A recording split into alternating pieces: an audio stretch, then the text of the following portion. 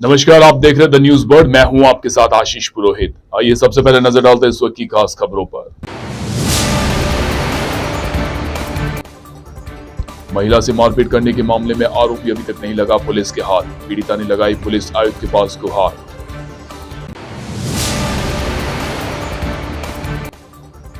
चौबाजनी housing board police थाने के बाहर खड़ी जब्त कार में लगी आग। गाड़ी में शॉर्ट सर्किट से हुआ हादसा। सेवानिवृत्त एएसआई के मकान में हुई 17,50,000 रुपए की चोरी का अब तक नहीं हुआ खुलासा। परिजनों ने प्रतापनगर थाने में ज्ञापन सौंपा।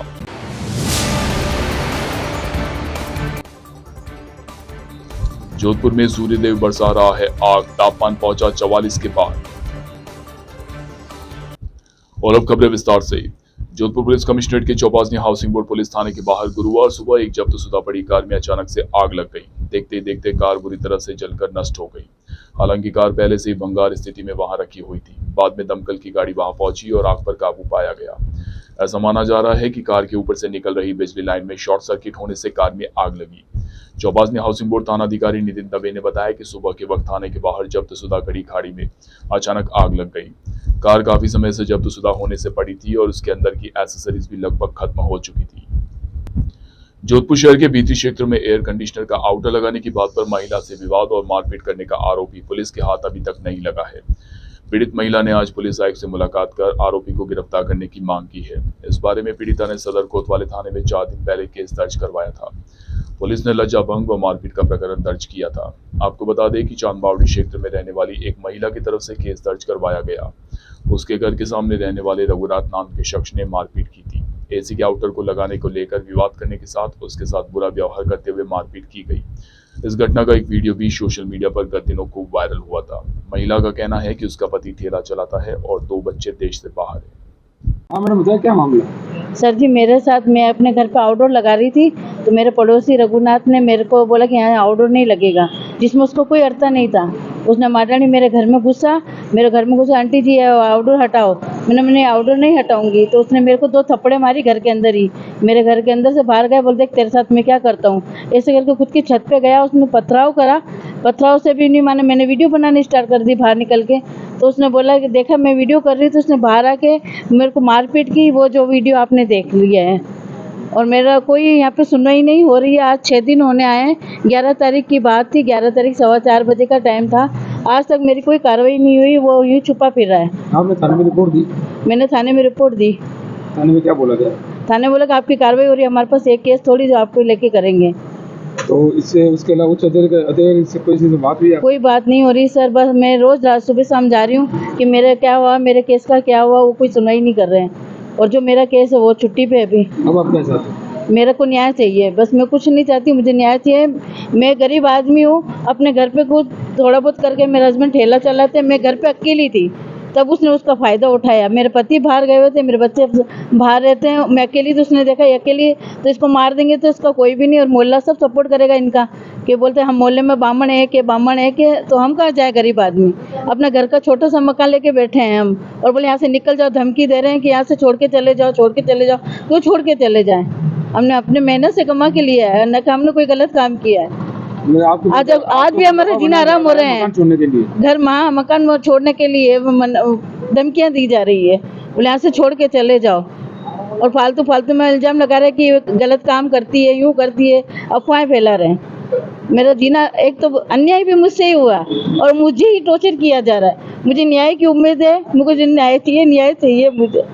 मुझे खूब मारा, वो सब आप लोगों ने देखा है, मुझे कितना मारा है। मैं अकेली थी घर में, मेरे बाल खींचे गए, मेरे शारीरिक मेरे को अंदर पार्ट्स में लाते मारी गई है, वो सब आप वीडियो में देख रहे हो। मुझे न्याय की उम्मीद है, मैं हाथ जोड़ के विनती करती हूँ, मुझे न्याय दिलाया जाए। जोधपुर पुलिस कमिश्नरेट के प्रतापनगर पुलिस थाना क्षेत्र में स्थित कमला नेहरू नगर में गत दिनों सीआरपीएफ से सेवानिवृत्त एएसआई के मकान में चोरों ने सेल लगाकर वहां से 17,50,000 रुपए की चोरी की थी, जिस पर पुलिस ने केस दर्ज किया, लेकिन अभी तक भी चोरों का कोई सुराग हाथ नहीं लगा है। जिसके चलते गुरुवार को क्षेत्रवासी और पीड़ित के परिजन प्रतापनगर थाने पहुंचे और प्रदर्शन करते हुए चोरों का पता लगाने की मांग की। गौरतलब है कि मूलतः बावली हाल कमला नेहरू नगर तृतीय विस्तार योजना में रहने वाले नैनाराम सीआरपीएफ से सेवानिवृत्त हुए थे। बल्दे में पेंशन के तौर पर 17,50,000 रुपए मिले, जो कि घर के बक्से में रखे हुए थे। 7 अप्रैल को घर में अज्ञात चोरों ने प्रवेश कर रुपए चोरी कर लिए। मामले में 1 महीने से ज्यादा समय बीत जाने के बावजूद चोरों का पता नहीं लगने पर आज क्षेत्रवासी और पीड़ित के परिवार के सदस्य प्रतापनगर थाने में पहुंचे और पुलिस से शीघ्र चोरों का पता लगाने की मांग की, जिसके बाद पुलिस ने उन्हें 3 दिन का आश्वासन दिया। 7 तारीख रात को 17.5 लाख रुपए की चोरी हुई। हाँ। उसके लिए हम आज कम से कम 10-15 हमारे थाने आ गए, जी लेकिन आज तक कोई संतोषजनक जवाब नहीं दे रहे हैं। जी आज भी हम 15-20 जने लोग आए हैं, जी तो थानेदार साहब हमसे मिले नहीं जी और दूसरे किसी कर्मचारी को भेज दिया और उन्होंने हमारी एप्लीकेशन ली। हमने इनको 3 दिन का समय दिया है जी और अगर ये कुछ हमें संतोषजनक जवाब नहीं देते हैं जी तो हम धरना प्रदर्शन करेंगे, कमिश्नर ऑफिस जाएंगे और कलेक्टर ऑफिस जाएंगे। अभी तक नहीं मिला है। कभी कह रहे हैं कि हमें चोर मिल गया है जी और कभी कहते हैं चोर हमारे कहीं ऐसी जगह है कि हमें मिल ही नहीं रहा है। जी जी जितनी बार आते हैं अलग अलग जवाब देते हैं। शहर में जायंट्स ग्रुप उमंग की मदर्स डे के उपलक्ष्य में अपूती चौपाटी कार्यक्रम आयोजित किया गया। इसमें फैंसी ड्रेस प्रतियोगिता आयोजित की गई। फैंसी ड्रेस में 10 प्रतिभागियों ने भाग लिया। इसके अलावा हाउसी गेम रखा गया, उसमें इनाम दिया गया। ग्रुप की तरफ से मीटिंग में आगे क्या सेवा कार्य करना है उसके ऊपर चर्चा की गई। इस बैठक में जल बचाओ संरक्षण, प्लास्टिक की थैलियों का बहिष्कार करने पर भी चर्चा की गई। महात्मा गांधी अस्पताल के किचन विभाग में आज स्टील बर्तन के साथ दूध भोजन ट्रॉली को उपलब्ध करवाया गया ताकि मरीजों को इसका फायदा मिल सके। किचन विभाग के प्रभारी तेज कंवर सांकला के प्रोत्साहन से व उनके नेतृत्व में अस्पताल के अधीक्षक डॉक्टर फतेह सिंह भाटी, उप अधीक्षक डॉक्टर नरेंद्र सक्सेना, डॉक्टर कमलेश पुरोहित, डॉक्टर नारायण गौड़ की मेजबानी में न्यू सब्जी मंडी बदवासिया गौशाला के कोषाध्यक्ष व दानदाता प्रेम सिंह सोलंकी और गौशाला के पदाधिकारियों ने भोजन व दूध वितरण ट्रॉली भेंट की। समाजसेवी इकबाल व थावरदास ने आईसीयू, सीसीयू व बर्न यूनिट में विशेष डाइट उपलब्ध कराने के लिए आवश्यक स्टील के बर्तन भी भेंट किए। अस्पताल अधीक्षक व किचन विभाग प्रभारी ने भामाशाहों का सम्मान कर उनका आभार जताया। सबसे पहले तो मैं दानदाताओं को बहुत बहुत धन्यवाद और आभार बोलता हूँ कि उन्होंने बड़ा दिल करके किचन के लिए ये दान किया। और उससे भी महत्वपूर्ण बात मैं एक अपनी बात शेयर करना चाहता हूँ इनके कंटेक्स्ट में ही, कि हमारे यहाँ गर्मियों में सामान्यतः दानदाता काफ़ी कुछ आते हैं, लेकिन सभी की रिक्वायरमेंट ये रहती है कि पानी का कूलर हमें दान करना है। जहाँ तक राजस्थान की बात है, अगर हम 50-60 साल पीछे जाएं तो हमारे यहाँ जो सबसे बड़ी समस्या थी वो पानी की समस्या थी। लोग 20-20 किलोमीटर, 20 कोस, 30 कोस दूर से पानी लेके आते थे। तो उस समय अगर कोई व्यक्ति प्याऊ लगाता था या पानी की सेवा करता था, वो सबसे बड़ा दान या पुण्य माना जाता था। आज मेरे ख्याल से हमें इस कंसेप्ट को बदलना होगा, क्योंकि उतनी बड़ी समस्या नहीं है कि हम केवल पानी के दान के लिए ही या पानी की प्याऊ के लिए ही उसी से पुण्य होगा या वो करते रहें। आज अगर हमें जिस चीज़ की ज़रूरत है, जैसे वार्ड में हम कई बार उनको कहते हैं कि वार्ड में हमें कूलर या एसी या पंखे की ज़रूरत है, वो दान करेंगे तो ज़्यादा महत्वपूर्ण है, लेकिन वो उसी बात पे अड़े रहते हैं कि हमें तो पानी का कूलर, उसी से पुण्य ज़्यादा मिलेगा। तो इस कंसेप्ट को हमें बदलने की ज़रूरत है। अगर कोई गर्मी में तप रहा है, उसे अगर ठंडे एसी की या कूलर की हवा मिलेगी तो वो शायद ज़्यादा महत्वपूर्ण होगा, बजाय इसका कि हम एक वाटर कूलर लगा दें जो 10 ऑलरेडी लगे हुए 11वां उसमें जोड़ दें जिसका कोई महत्व नहीं है।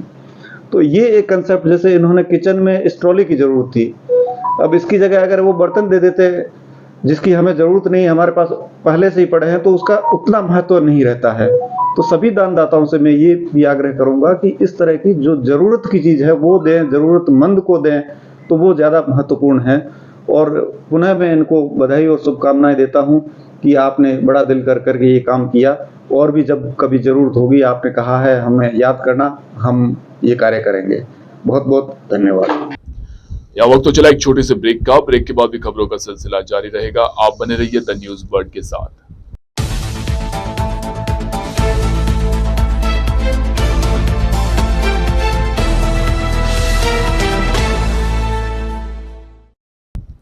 ब्रेक के बाद एक बार फिर से आपका स्वागत है। रातानाडा स्थित श्री पिपलेश्वर महादेव मंदिर में आज से खड़ी सप्ताह का आयोजन आरंभ हुआ। इसमें श्रद्धालुओं द्वारा भक्ति भावना से भगवान को याद किए जाने के साथ प्रसादी का आनंद लिया गया। श्री पंचदशनाम जूना खड़ा वाराणसी के पूर्व अंतर्राष्ट्रीय सचिव व मंदिर के ब्रह्मलीन श्री महंत शिवचेतन गिरी महाराज के 90वें बरसी महोत्सव का रातानाडा ओल्ड कैंपस के सामने स्थित श्री पिपलेश्वर महादेव मंदिर में मंदिर के गादीपति महंत श्रीधर गिरी महाराज के सानिध्य में अखंड रामायण पाठ के साथ बुधवार को शुभारंभ हुआ, जिसकी गुरुवार सुबह 8 बजे पूर्ण आरती के बाद सुबह 9 बजे पंडित श्री सागर शास्त्री द्वारा विधिवत पूजा अर्चना और वैदिक मंत्रोच्चारण के साथ अखंड कड़ी सप्ताह आरंभ हुई।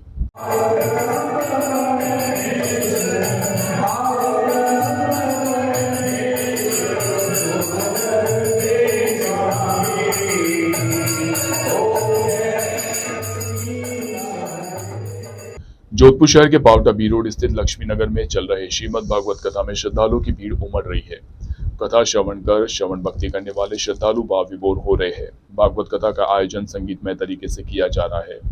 आज कथा के चौथे दिन कृष्ण जन्मोत्सव धूमधाम से मनाया गया। पावटा लक्ष्मी नगर विकास समिति सचिव सुनील वैष्णव ने बताया कि 7 दिन तक चलने वाले इस श्रीमद् भागवत कथा कार्यक्रम से वृंदावन से आई बाल व्यास प्रियंका किशोरी की तरफ से कथा का श्रवण करवाया जा रहा है।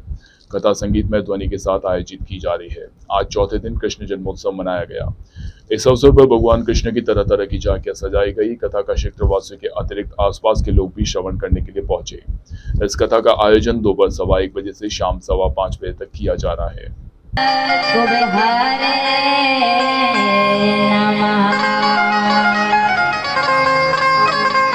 हमारे लक्ष्मी नगर वार्ड नंबर 50 में श्रीमद् भागवत कथा का वृंदावन से पधारे हुए प्रिया किशोरी जी द्वारा मधुर और संगीत में भागवत कथा का साप्ताहिक आयोजन किया जा रहा है, जिसमें पूरे क्षेत्र के सहयोग से किया जा रहा है और सभी क्षेत्रवासी इसमें अपने तन मन धन से सहयोग कर रहे हैं और हरि कथा का लाभ उठा रहे हैं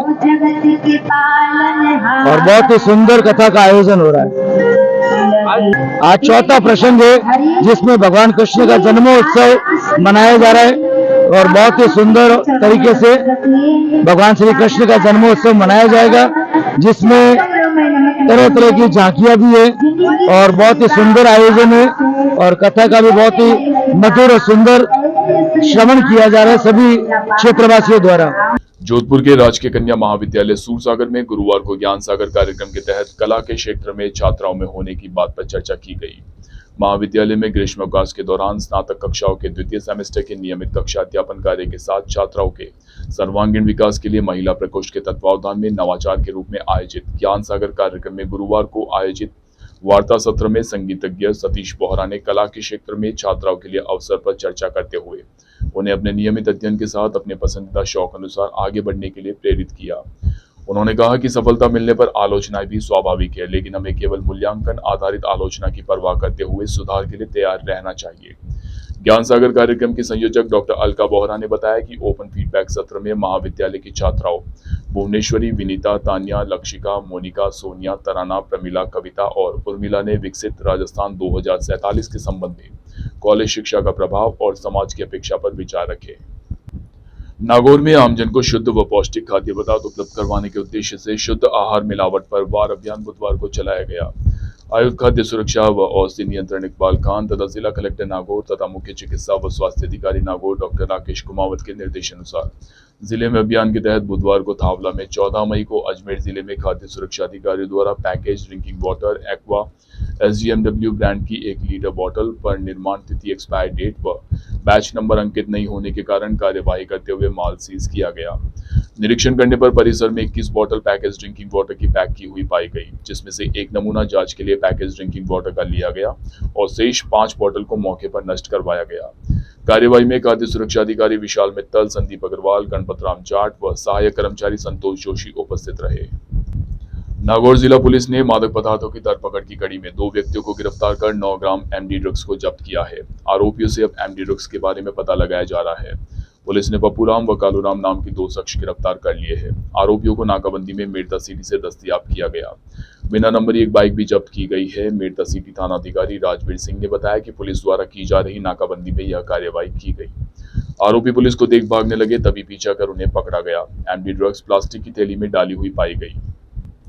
कानौर नगर के नई बावड़ी क्षेत्र में आबादी क्षेत्र के पास विद्युत विभाग द्वारा 11 kV बिजली लाइन लगाने पर क्षेत्रवासी आक्रोशित हो गए। नई बावड़ी के कई महिलाएं व पुरुष सहायक अभियंता कार्यालय कानौर पहुंचे, जहां पर जमकर विरोध प्रदर्शन करने के बाद कनिष्ठ अभियंता गोविंद धाकड़ नई बावड़ी पहुंचे और क्षेत्रवासियों की समस्याओं को सुनकर उच्च अधिकारी को अवगत करवाया गया। नई बावड़ी निवासी हेमंत त्रिवेदी ने बताया कि विभागीय अधिकारियों को आबादी क्षेत्र से दूर लाइनों को बिछाने को लेकर कई बार अवगत करवाया गया, लेकिन समस्या का समाधान नहीं हो पा रहा था, जिससे कभी भी बड़ी जनहानि होने की आशंका बनी रहती है। 11 kV लाइन को जमीन लगाने की बात भी रखी गई है, साथ ही लाइन को पेड़ों से भी दूर रखने को कहा गया है। और अब बात करते हैं मौसम की। प्रदेश सहित मारवाड़ में भीषण गर्मी का दौर लगातार जारी है। गुरुवार को मारवाड़ भट्टी की तरह तपने लग गया। सुबह से सूर्यदेव ने आग उगलनी शुरू कर दी। गर्म हवा के थपेड़े चलने लगे। ऐसे में लू चलने के आसार प्रबल हो गए। शहर के सड़कें चौराहे सभी सूने नजर आए। दोपहर 12 बजे तक सड़कों पर लोगों की रौनक भी फीकी पड़ गई। जोधपुर शहर में सुबह से ही भीषण गर्मी और उमस की मार झेलनी पड़ी। तापमान 44 डिग्री को पार कर गया। मौसम विभाग के अनुसार प्रदेश सहित मारवाड़ में लू चलने की संभावना है और पारा 45 से 47 डिग्री पार जा सकता है। जोधपुर संभाग में आज तेज गर्मी ने आम जनजीवन को बुरी तरह प्रभावित किया। भीषण गर्मी और उमस का दौर सुबह से ही देखने को मिल गया। और आइए एक बार फिर से नजर डालते हैं इस वक्त की खास खबरों पर। महिला से मारपीट करने के मामले में आरोपी अभी तक नहीं लगा पुलिस के हाथ। पीड़िता ने लगाई पुलिस आयुक्त के पास गुहार।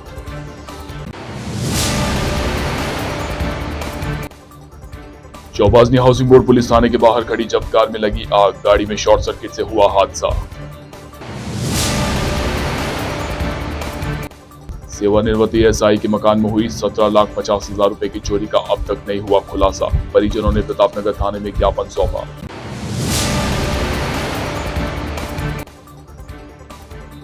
जोधपुर में सूर्यदेव बरसा रहा है आग, तापमान पहुंचा 44 के पार।